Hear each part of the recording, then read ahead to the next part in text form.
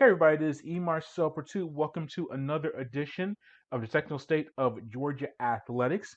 We're going to preview, or not do a preview necessarily, but go over the announcement of Georgia State football being in the Camellia Bowl on Christmas Day. I have some thoughts on that. We also have the playoff picture set for college football as well, and I have some opinions on the Final Four teams of Alabama, Georgia, Cincy, and Michigan. And some news and notes in the world of college athletics as we roll on through. As always, to follow everything that we do, head to the mothership, to sportsinquirer.net, premier site for news and notes in the world of sports. You can go on our site and see plenty of awesome content from Georgia State, Georgia Tech, some Georgia as well. Make sure you go to the site to keep track of all those college programs as we cover them. You can also go to our social media platforms on Twitter, Instagram, and Facebook under Sports Inquirer. That's all one word. Do a search on there, and you'll be able to keep track of everything that we have going on. And finally, subscribe to our audio and video hosts, such as YouTube, SoundCloud, Spotify, Anchor, Google Podcasts, and Apple Podcasts. Do a search on those. Find us on there, and you'll be able to similarly keep track of all that we have going on. So yesterday it was announced. By the way, we're recording this on December 5th, 2021.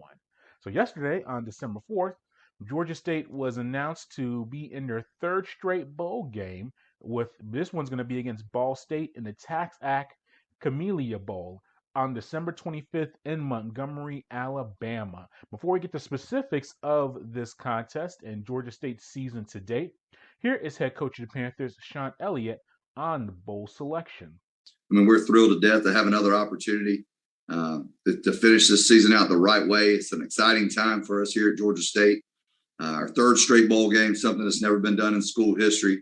We've got a chance to go finish it with most wins in school history.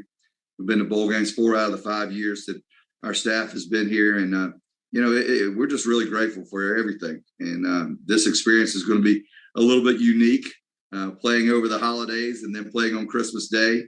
I told it, like in the staff, I said, we're going to have presents with the Panthers on Christmas morning right there. Santa's going to make sure to show up.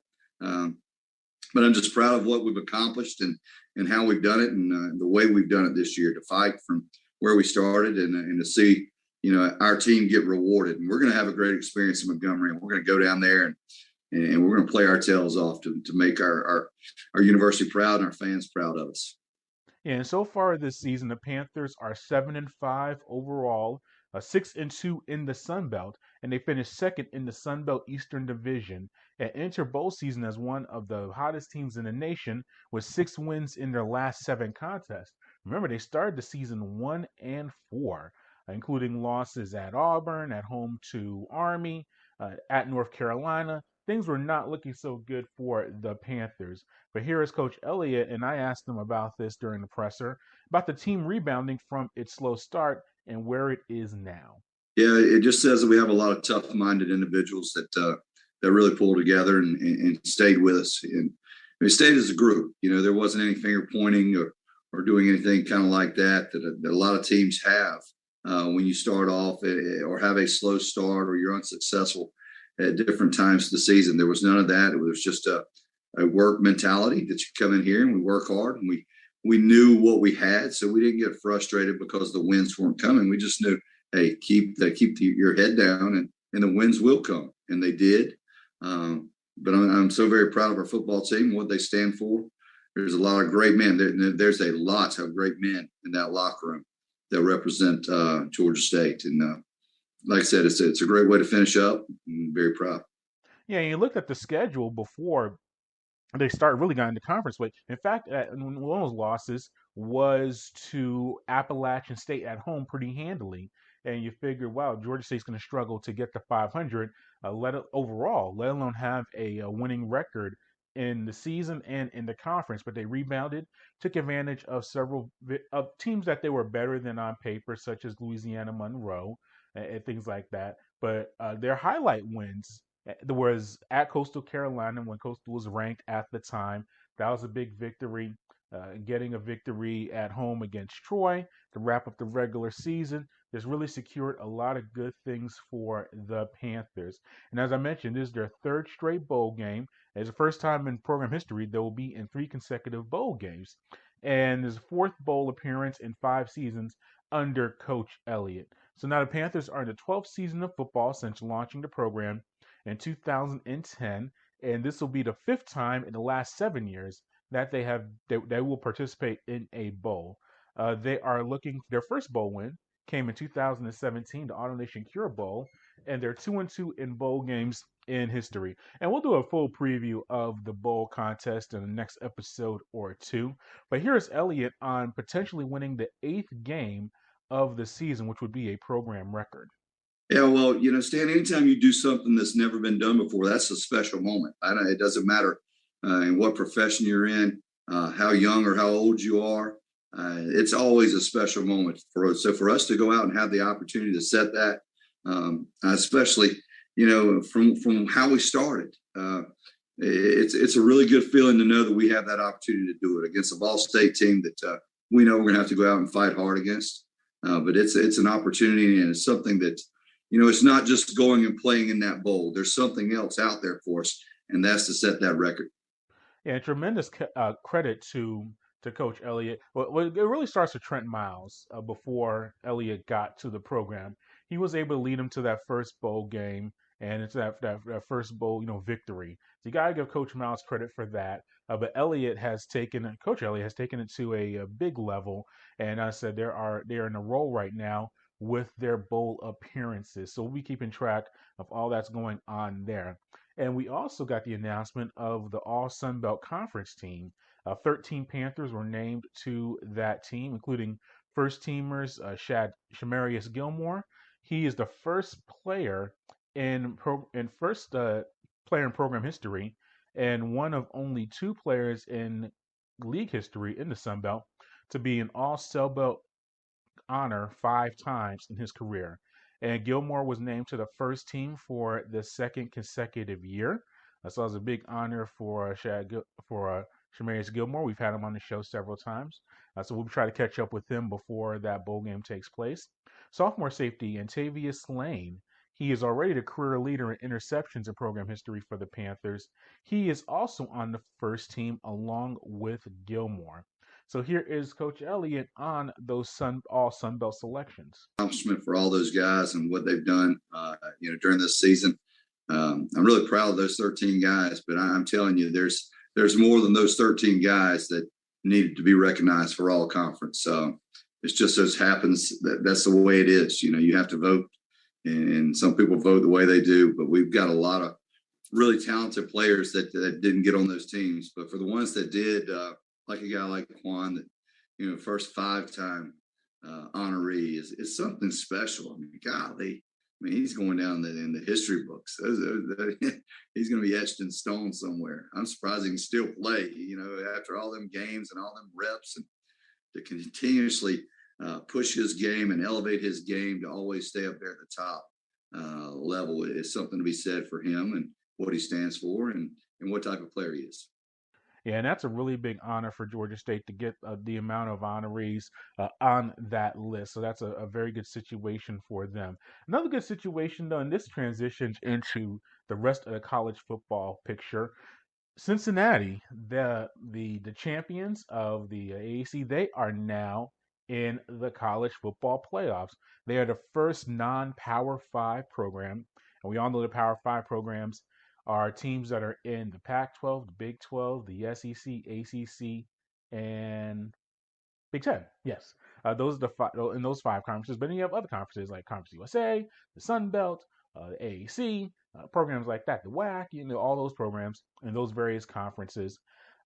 They are the first team outside that Power 5 to be in the playoffs. So that's a big moment for the group of 5. And I asked Coach Elliott about that, Cincinnati getting into the playoffs and a group of 5 team being in the big playoff picture, the big dance. So here's Elliott on Cincinnati getting in.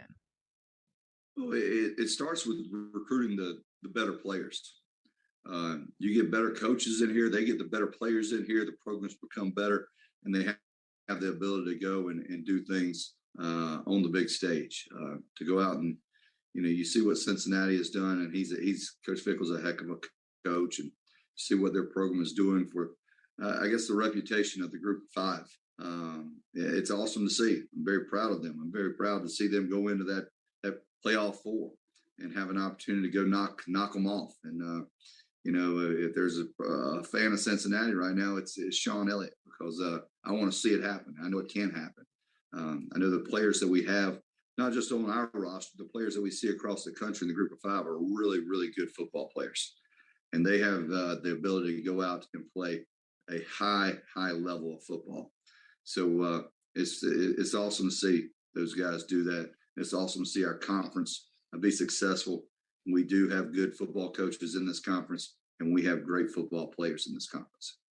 Yeah, and we've seen the evolution of the college athletics from when 10 so years ago, when Boise State was in the Fiesta Bowl against Oklahoma.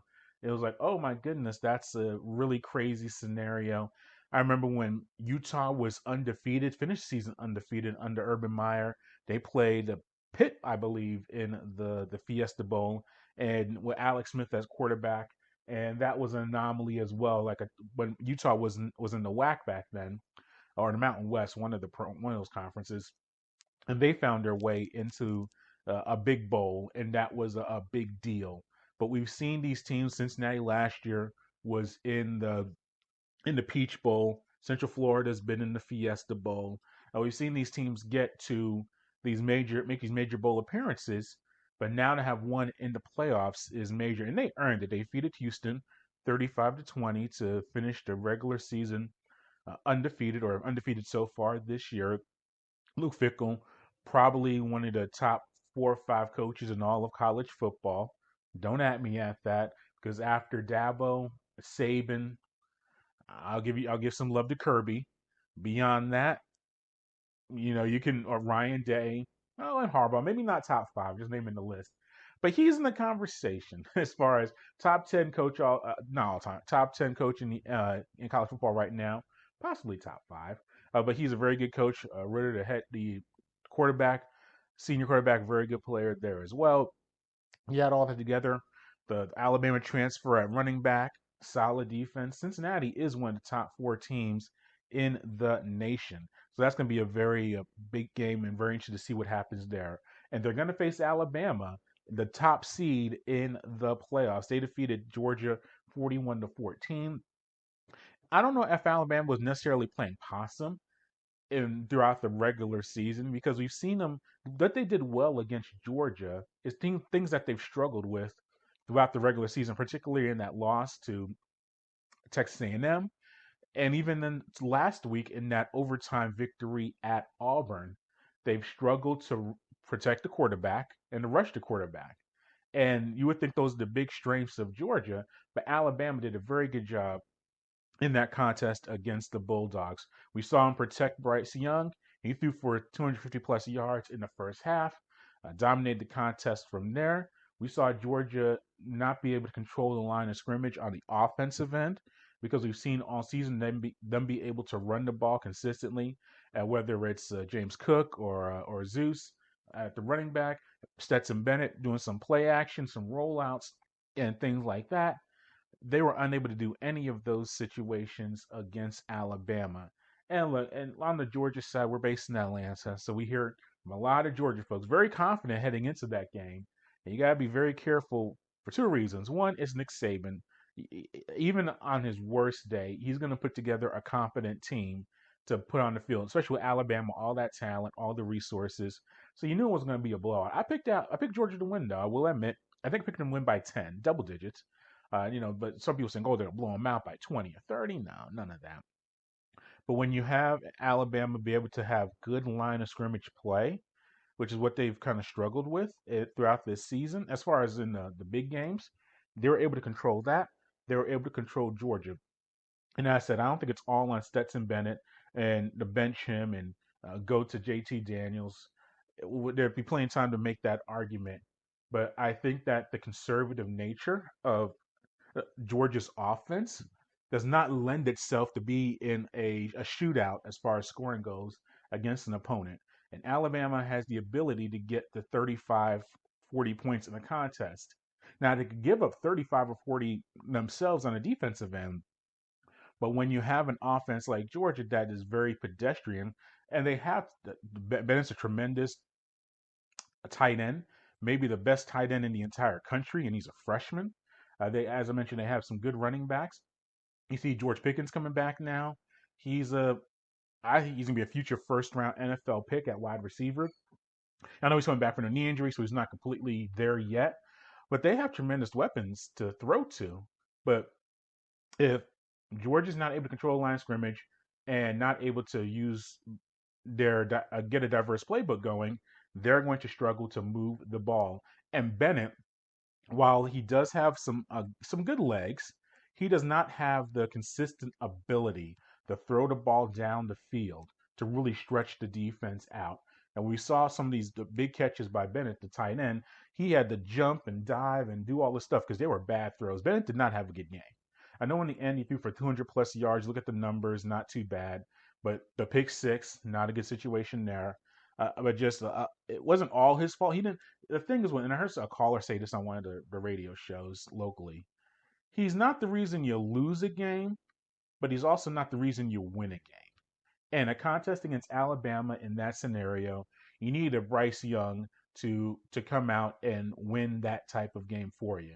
And Bennett's just not that guy. I don't know if JT Daniels is that guy, honestly. But that's what Georgia has to figure out when they get to face Michigan in the Orange Bowl. The Michigan is now the 2 seed. They defeated Iowa 42-3. Respect to Jim Harbaugh, and I'm not going to go back and give flowers to Harbaugh. He's one of the highest paid coaches in college football. He's at Michigan. This is where they should be more consistently. Now, I'm not saying they could be a number 2 seed, a Big Ten champion every year, because yes, they do play some teams in the non-conference, and Ohio State's right there too.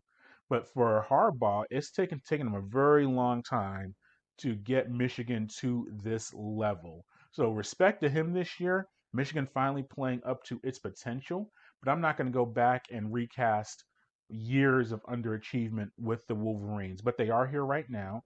They're a game 2 seed. I think that's going to be a very interesting contest against Georgia. And just a quick predictions on that, and we'll wrap up this edition of Technical State. I think Alabama beats Cincinnati. I think too many athletes on Alabama's side. That line of scrimmage is going to be a big deal against Cincinnati. So I think that's going to be tough. As far as Michigan and Georgia, I would say Georgia is a slight favorite right now, in my opinion. But Michigan, they have good lines of scrimmage on their side of the ball as well. They also like to run the ball, and Hutchinson's a tremendous defensive lineman for the Wolverines, maybe the best D lineman in college football. I know Jordan Davis is right there as well. They're a bunch of guys, but Hutchinson's a tremendous one there. So I think that's gonna be a line of scrimmage game. I think Georgia has a little bit of a better offense, even with the issues with Stetson Bennett at times. But that's going to be a very interesting contest as it comes along. And we'll have plenty of time to preview that contest as it comes closer. As always, to follow everything that we do, go to the mothership, to sportsinquirer.net. You can also go to our social media platforms on Twitter, Instagram, and Facebook under Sports Inquirer. And then finally, subscribe to us on YouTube, SoundCloud, Spotify, Anchor, Google Podcasts, and Apple Podcasts under the Sports Inquirer. Until next time, good fight, good night, and be safe.